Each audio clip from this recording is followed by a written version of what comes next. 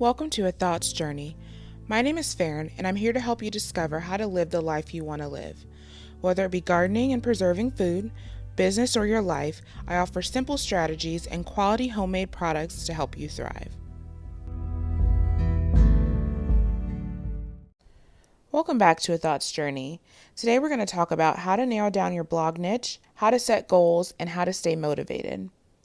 When I first started blogging, I did not know what my niche was. I knew that in order to find my audience, I needed to first understand what I wrote about. I, in the past, have tried doing blogs without a definite focus, and I found that one of the things that happened was while I was free to write about whatever I wanted, I was unable to communicate what exactly my blog was about to people who asked me.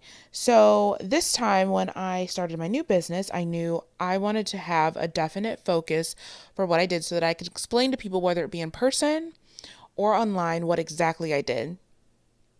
The only problem is I knew how to do many things. As you guys know, I know how to garden. I know how to make soap. I know how to make lotions. I know how to make butters. And so it was important to me to be able to encapsulate all those skills, but to do it in a focused way.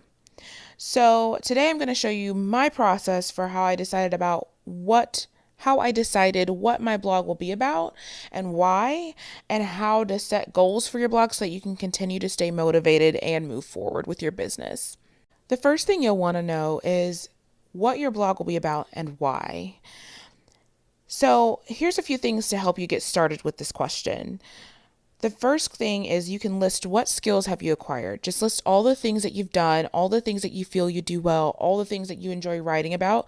If you've gotten that far, just go ahead and write those out. List what's important to you in life. And this isn't just in blogging. This is just in your life. What values are important to you?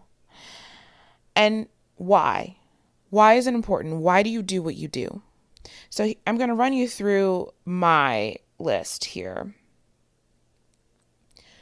So, as I said before, I have many skills. I know how to make soaps. I know how to make butters. List goes on, right? But one of the things that I realized was that I have so many skills because I value self-sufficiency. So that means that the skills that I learned in the future and the skills that I know now will all go towards that life goal of being able to be self-sufficient in whatever area that is that I decide to tackle, right? So you'll notice on my website, my focus is on offering simple strategies and quality homemade products to help you thrive even if the world falls apart. And so I'm going to show you that by gardening and preserving, business, and life, because those are the skills currently that I've learned and that are important to me. So do the same for your blog with your skills, right? So for me, the answers is what skills have I acquired? For this exercise, we'll just say gardening and preserving, business, and life. What's important to me? It's important to me to be self-sufficient. So in order to do that, I need to have simple strategies so that I can execute anything that I wanted to. And I notice I'm the type of person that will create systems for literally everything. So take note of what you do at your job. So in my job, I often find myself writing procedures for things, coming up with systems for things. In my blog, it's the same thing. If I'm starting a podcast, I'm making a template for my podcast outline. I'm making a template for my blog, and you'll notice that passes on to you. I just give you the templates that I come up for myself that work for me. So notice the skills in yourself and begin to translate them to your business. But this is just a way to help you figure out how to phrase that in a way that makes sense. So again, make sure you know what skills have you acquired, know what's important to you, and know why it's important to you. Why do you do what you do? So now that we understand what the focus of your blog will be about and why, we're going to go ahead and set goals. So I follow a little process. It's a 5-step process here that I'm going to share with you today. The step 1 we've already done, so we can cross that off, is identify what your blog will be about and why. Okay, so for me, I offer simple strategies and quality homemade products to help you thrive even if the world falls apart. I will be showing you that by gardening and preserving, business, and life. So anything that I do will go into one of those categories, okay? So now we're going to say, what do I want? So last week we talked about limiting beliefs, and I hope that you've taken the time to do the homework on that because that's really going to tie in here. But if you missed it, here's a quick overview of what we did. So last week we talked about identifying limiting beliefs, and part of identifying them is knowing that they're happening. So the homework last week was to start journaling what you think about, what you feel, what's going on in your life, and to take inventory of what's working and what's not working.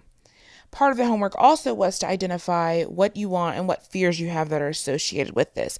Why do you think you can or can't do that thing, right? So we're going to take those notes and apply that today to our goals. Step 2 of identifying your goals or setting your goals is identifying what do you want. So go ahead and use those items that you used for your limiting beliefs here. If you didn't, or you think you have some alternative goals, that's all right too. List what you want. So a few of my goals were I wanted avid readers and I wanted to keep showing up in my business. I wanted to be encouraged to show up and not have to show up. And for the readers, I wanted to publish a post and know that people would read them. So those are relatively vague goals, right? So I'm going to show you how I begin to set specific measures of success for them. For being encouraged to show up in my business, it really was as simple as writing a journal entry, writing down the reasons why that is a concern for me. Why do I think that I'm not encouraged to show up? Why do I feel like I won't be consistent, right? And one of the things I uncovered was that I often don't know the way forward. So in order to be encouraged to keep showing up, even when things get a little tough, even when life gets in the way,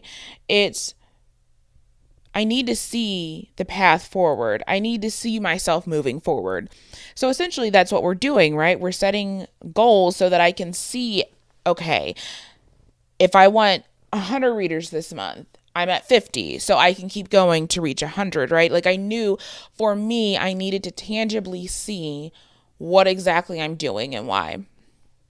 So that was one thing. The second goal was on getting avid readers. And again, that's such a vague thing. So how do you quantify that?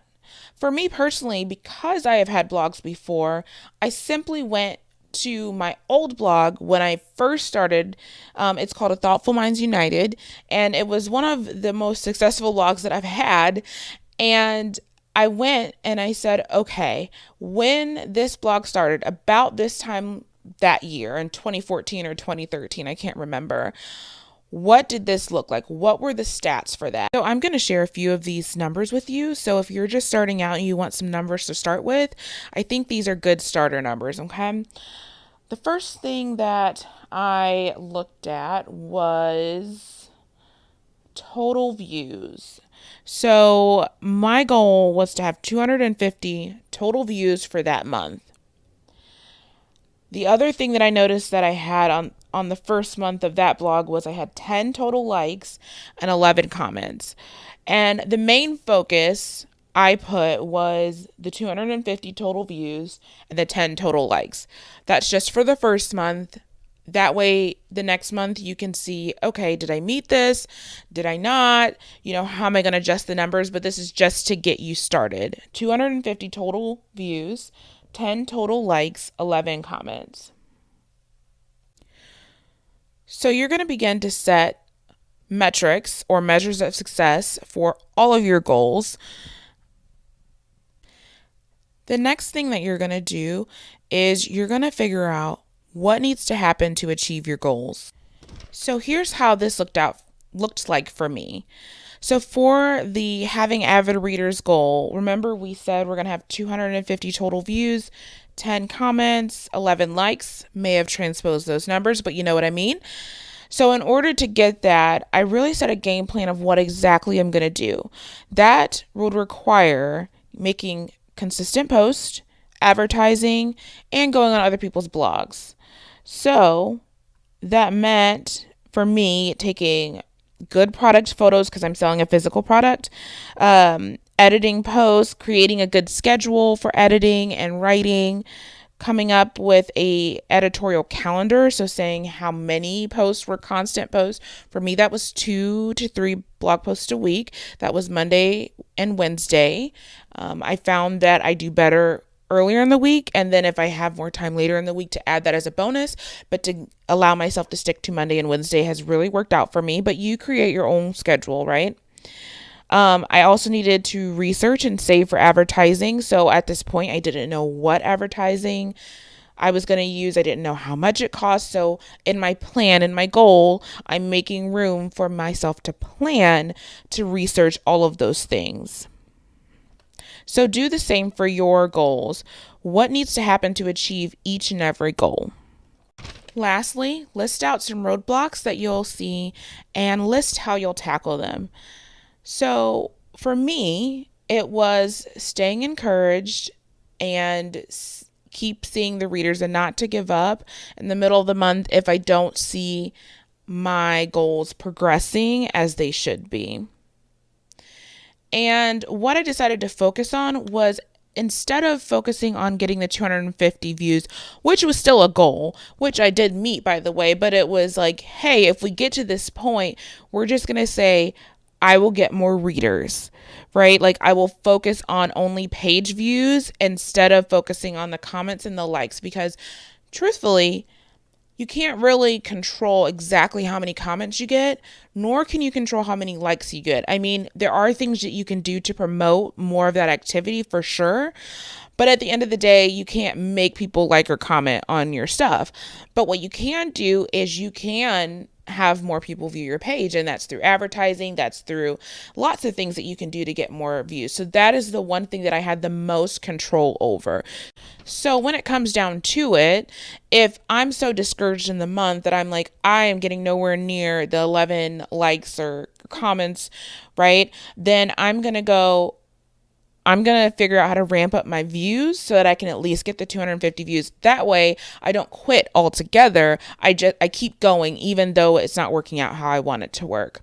So the goal here isn't perfection. Of course we want to meet our goals. Of course we want to do above and beyond what we set out, but I'm a big believer in, let's be realistic. Let's go for good instead of great, if that's what it means to keep going. If there's a point where you're going to stop, if it's between stopping and just coming a little under goal, I'd rather come a little under goal. I'm going to go over the goals again. We're going to identify what your blog will be about and why. You're going to figure out what you want and use your limiting beliefs homework to do that if you have it. You're going to set specific measures of success, such as dates and metrics.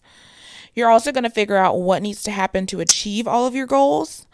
And you're going to figure out what are the roadblocks you see that will stop you or hinder you from completing them, and figure out how you'll tackle them now so that you can be successful the whole month. The next thing we're going to talk about is staying motivated. And honestly, it's very simple for me. I found that the key to staying motivated is simply seeing the fruit of my labor. If I see that I'm making good progress towards something, then I'm usually motivated to keep going no matter what it costs. So continue setting those detailed goals so that you can continue to stay motivated. Thank you so much for listening today. I hope you took the time to start narrowing your niche so that you can set your goals and be successful in the coming months. If you've done this, go ahead and list your progress in the comments below. I'd be happy to hear what you guys have done and accomplished this month. I did want to let you know that we still have our membership open. This month will be talking about how to blog with clarity to increase your traffic faster. And our membership will be open till February 13th and will close for the following month as we go through the class. We'll reopen it March 13th for the next class. This month, we're going to be talking about how to tackle your limiting beliefs, how to stay motivated to consistently post, how to find your audience, learning the steps to set up your blog, increasing your traffic to your blog, and more. So if you're interested in our membership, I will link the information for that down below. Thank you so much for watching. I will see you next week. Bye-bye.